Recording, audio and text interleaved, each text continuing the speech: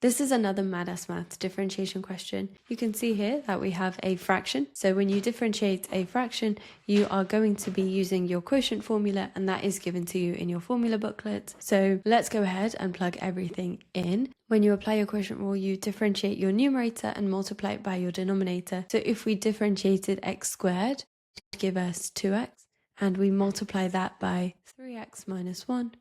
All squared, and we subtract our numerator f of x multiplied by your derivative of your denominator. So we have a bracket here and a power. Whenever you have a situation like this, you're going to use the chain rule, and the first two steps of the chain rule are exactly like normal differentiation. You just multiply by the power and you minus 1 from the power.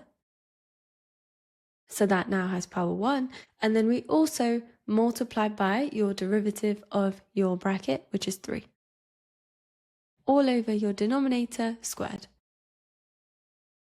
You can see in the question that they've got 3x minus 1 cubed on the bottom. We've got 3x minus 1 to the power of 4. So we need to pull that out on the numerator and cancel out. So we can pull out a 3x minus 1 from each term. We can also factorize out a 2x from here and here. So let's do that. So 2x times 3x minus 1 on the outside. What are we left with? We've got another 3x minus 1 minus x times 3. We can do a few things here. We can cancel out 3x minus 1 with a 3x minus 1 on the bottom.